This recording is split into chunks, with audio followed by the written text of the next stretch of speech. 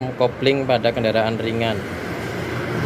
Ini adalah trainer yang digunakan untuk pembelajaran pada kopling kendaraan ringan ya. Komponennya apa saja bisa kita lihat di sini. Ini adalah pedal koplingnya. Pedal kopling. Kemudian di sini adalah master silinder kopling. Master silinder ini akan mengambil cairan hidrolis atau minyak kopling dari reservoir. Kemudian nantinya akan diteruskan tekanan hidrolis menuju ke silinder pembebas atau rilis silinder ini namanya. Kemudian gaya dari rilis silinder akan dirubah ke gerakan mekanis melalui garpu pemindah atau sifok. Dari sifok kemudian akan diteruskan ke rilis bearing di sini. Kemudian di sini ada cover clutch. Yang kuning ini adalah diafragma spring. Ya, sampai dalam sini ada diafragma spring. Ini adalah pressure plate yang merah. Kemudian yang hijau ini adalah disc clutch atau kampas koplingnya ini. Kemudian ini adalah flywheel yang nantinya terhubung ke mesin. Oke, jadi itu untuk komponen-komponennya. Kemudian untuk cara kerjanya bagaimana? Cara kerjanya tentunya kita akan menerangkan mulai dari gaya mekanis dari pedal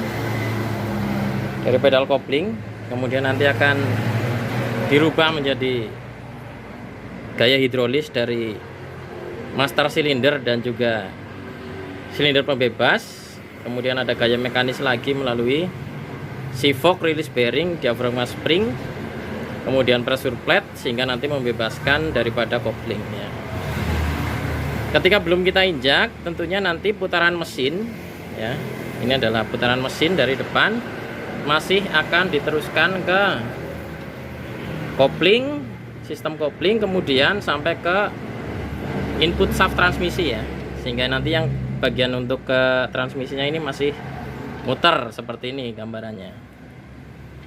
Karena apa? Karena dari disc clutch-nya ini masih terjepit antara flywheel dengan pressure plate, sehingga belum bebas disc clutch-nya. Oleh karena itu putaran dari mesin yang kemudian diserap oleh flywheel untuk menyerap kelembaban daripada inersia yang dihasilkan oleh mesin masih akan diteruskan ke kopling dan kemudian diteruskan ke input shaft transmisi. Ini yang nantinya akan keluar ke transmisi pada sistem pemindah daya.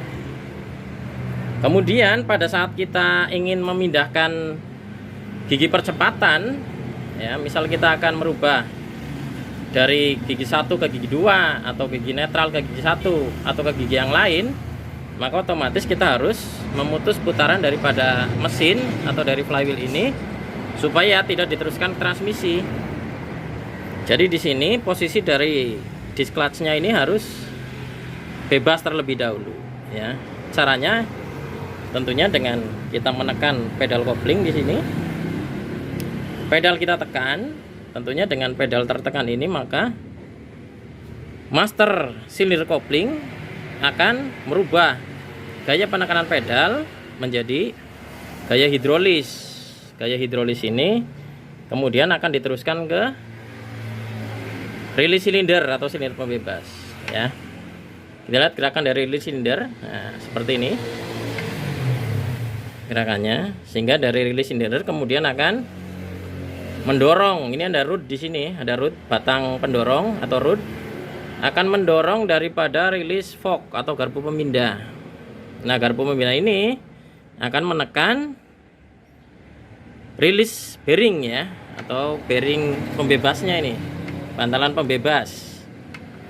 Kemudian rilis bearing gerakannya akan mendorong diafragma spring, sehingga diafragma spring di sini tertekan dan akan menarik daripada pressure plate supaya tidak menjepit disc clutch ke flywheel.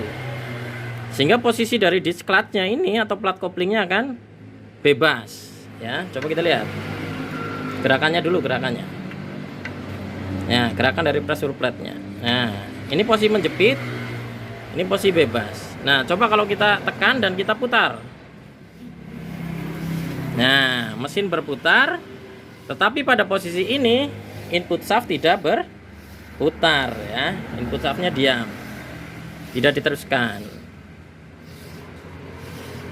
Walaupun mesin berputar, maka input shaft yang masuk transmisi tidak akan berputar posisinya. Nah, inilah posisi di mana kopling tidak meneruskan daya dari mesin ke transmisi, sehingga bisa dilakukan perpindahan gigi dengan lembut tentunya. Nah, kalau gigi sudah kita pindahkan, pedal kita lepaskan lagi, maka otomatis akan berputar lagi mesinnya, diteruskan lagi ke input shaft transmisi. Seperti itu